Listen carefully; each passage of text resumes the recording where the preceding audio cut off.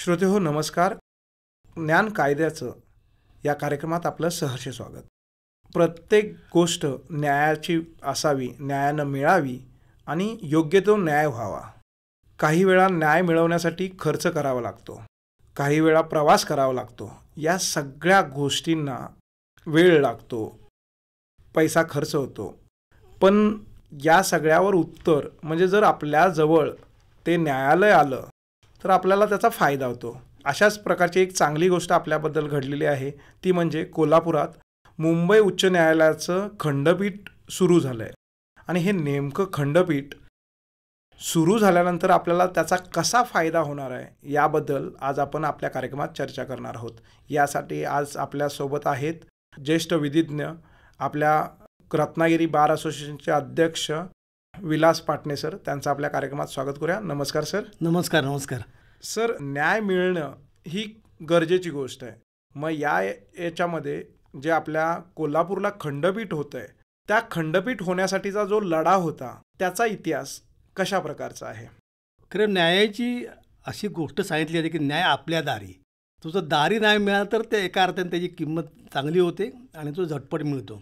साधारणतः 14 ऑगस्ट 1862 मुंबईच्या उच्च न्यायालय सुरू झालं, म्हणजे मुंबई हायकोर्ट.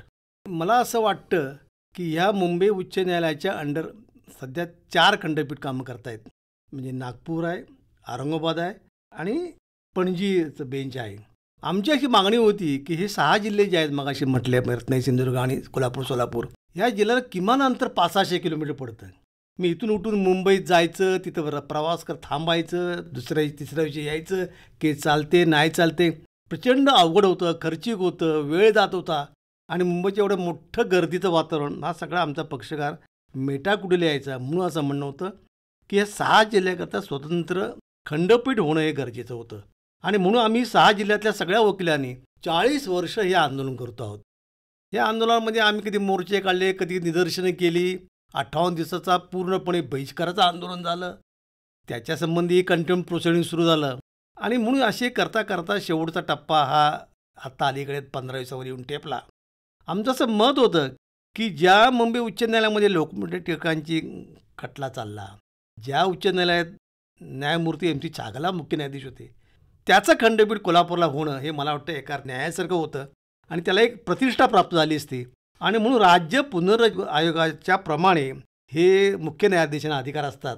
म्हणून आम्ही सातत्याने मुख्य न्यायाधीशांना भेटलो, त्यांना विनंती केली, खूप शिष्टमंडळ दिली. सतत 48 वर्ष लढा चालू ठेवणे सोपी गोष्ट नव्हती. ती जवळजवळ साधारण 20 ते 22,000 वकिलांनी या 6 जिल्ह्यातल्या सतत हे आंदोलन तेवत ठेवलं. आणि आता अलीकडे मला असं वाटतं केवळ या देशाच्या सर्वोच्च न्यायालयाचे मुख्य न्यायाधीश श्री भूषण गवई साहेब यांनी आणि यांच्यामुळेच हे केवळ खंडपीठ होते, ही सगळी आमच्या वकिलांची भावना आहे. आणि साधारण 1 ऑगस्टला या महाराष्ट्राच्या मुंबई उच्च न्यायालयाचे मुख्य न्यायाधीश आलोक आराध्य साहेबांनी याचं नोटिफिकेशन काढलं. सर, कोल्हापूरचं खंडपीठ हे खंडपीठ नसून सर्किट बेंच आहे. यातला नेमका फरक काय असतो? सर्किट बेंच कसं असतं माहिती आहे काय? सर्किट बेंच परमनंट बेंच नसतं. 2 साहेब आत्ता येत आहेत, 2 साहेब पुढल्या दुसरे येत आहेत, असं म्हणजे तात्पुरती एक व्यवस्था आहे सर्किट बेंच म्हणजे. खंडपीठ हे परमनंट असतं. आता जरी सर्किट बेंच असलं, परवा कार्यक्रमात गवई साहेब बोलले, हे आता जरी सर्किट असलं तरी लवकरच ते पूर्ण खंडपीठ होईल. आणि देशातल्या सर्व सर्किट बेंचचा असा इतिहास आहे की 2, 4, 6 महिन्यांमध्ये ते पूर्ण खंडपीठात रूपांतर होतं. आणि म्हणून मला असं वाटतं की आपल्या महाराष्ट्राचे मुख्यमंत्री श्री देवेंद्र फडणवीस यांनी जवळजवळ त्या शेंडा पार्कजवळ 24 एकर जमीन दिली. ते म्हटले सगळ्या इमारती असतील, सगळी आस्थापना असेल, त्यांचा निधी हा सगळा उपलब्ध करून दिला जाईल आणि खंडपीठ एका अर्थाने ताकदीने कोल्हापुरात उभं राहील. यासाठी महाराष्ट्र शासन त्याच्या मागे उभं आहे. म्हणून एका बाजूला न्यायव्यवस्था आहे, एका बाजूला प्रशासनाचे मुख्यमंत्री आहेत आणि तिसऱ्या बाजूला या 6 जिल्ह्यातल्या वकिलांचा याला पूर्णपणे सकारात्मक पाठिंबा आहे. ते होण्याची गरज असते मला असं वाटतं. सर, खंडपीठ जे होतंय त्याचा फायदा कितपत सामान्य माणसाला होईल? 2 गोष्टी मी लक्षात घ्या. देशामध्ये 5.1 कोटी एवढे खटले पेंडिंग आहेत आणि असे खटले पेंडिंग आल्यानंतर सगळे खटले संपायला नीती आयोगाप्रमाणे 324 वर्ष लागतील. आणि म्हणून साधारण 30 वर्ष प्रलंबित असलेले 1,80,000 खटले आहेत.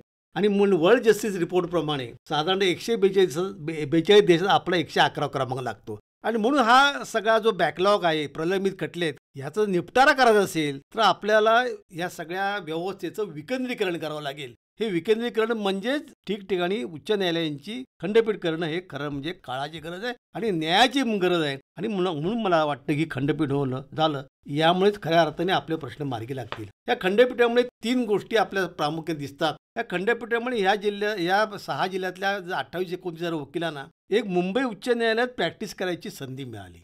आज आमच्याकरता ज्युनियर पटकन मुंबईत जाऊन प्रॅक्टिस करणं इतकी सोपी गोष्ट आहे. ते चेंबर उपलब्ध करून घेणं, ही सगळी गर्दी, त्याला असले सगळं दडपण, आणि त्यामुळे ह्या कोल्हापूरच्या खंडपीठामध्ये त्याला ते अधिक सोपं होईल आणि एका अर्थ वेळ, पैसा आणि श्रम वाचतील आणि हे करण्याची मला वाटतं गरज होती. आणि म्हणून कायदा शिक्षक असतील, अनुवादक असतील, लघुलेखक असतील, हे सगळे ह्या सगळ्या ड्राफ्टिंग पिडिंगच्या संबंधीचे अन्य सगळ्या सेवा आहेत त्याही कोल्हापूरातून आणि त्या देणारे अनेक हजारो लोक आपल्याला लागणार आहेत. म्हणून लॉ फर्म असतील किंवा जनहित प्रश्न समजा याचिका असेल, अनेक आपण जनहित याचिका करतो. मग मुंबई गोवा हायवे असेल किंवा अन्य मत्स्य विद्यापीठ असतील, हे सगळे आंदोलनात काही प्रश्न सुटत नाहीत. अशा वेळी जर जनहित याचिका आपण केली तर त्याला तातडीने एखादा निर्णय आपल्या हाती लागू शकतो. त्यासाठी सुद्धा खंडपीठाचा उपयोग आहे. आणि या खंडपीठामुळे बॅकलॉग सुद्धा पटापट पूर्णपणे त्याचं भरून निघेल आणि लवकरात लवकर केसेस हिरीला येतील, तेव्हा वाटते गरज आहे. आणि ई फायलिंग असेल, डिजिटल आपण सगळं असेल काम असेल, आणि ह्या सगळ्यामुळे एका अर्थाने काम जे आहे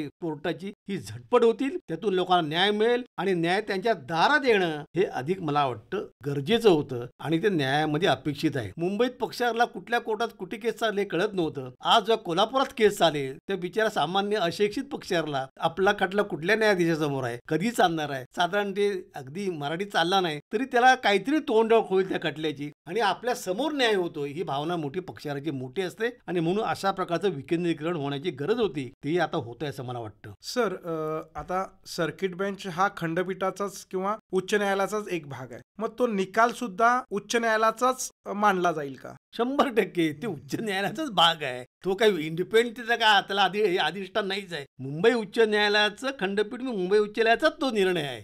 आता सगळे जे 6 न्यायाधीश आले ते मुंबई उच्च न्यायालयाचे न्यायाधीश आहेत. त्यांची सगळी रचनाही झाली. आता त्याचे मकरंद कर्णिक हे प्रमुख न्यायाधीश आहेत, ते मुंबई उच्च न्यायालयाचे सिनियर जज होते, ते आता इथे प्रमुख झालेत. आणि म्हणून ज्याला मुंबई उच्च न्यायालयाचे ते मुंबईत जो खटल्याचा निकाल आला, जेवढी ऑथेंटिसिटी म्हणजे प्रमाणभूत ज्याला आहे तसंच तो कोल्हापूरच्या निकालाला पण आहे. त्यामुळे काही वेगळा मानण्याची गरज नाही. आणि म्हणून मला असं वाटतं की असं न्यायालय होणं हे एका अर्थाने न्याय केवळ हा होतो असं नाही, it has to be done आणि it has to appear to be done इंग्रजीत म्हणतात. तो झाला आणि होतोय हे पक्षाला कळणं गरजेचं, ते आता इथं होईल. सर, या सगळ्या खंडपीठामुळं होणारी जी आर्थिक प्रगती आहे ती कशा प्रकारची असेल? आर्थिक प्रगती मला असं वाटतं प्रचंड मोठी होणार आहे. कसं GDP मध्ये 2% वाढ होणार आहे, बांधकाम व्यवसायात वाढ होणार आहे, ई फायलिंग म्हणजे टायपिंगची कामं आहेत, भाषांतराची कामं आहेत, निवास व्यवस्था आहे, हॉटेल मोठी इंडस्ट्री चालणार आहे, नामांकित लॉ फर्म येत आहेत. आणि म्हणून या सगळ्यासाठी एका अर्थाने खूप व्यापार उद्योग वाढेल,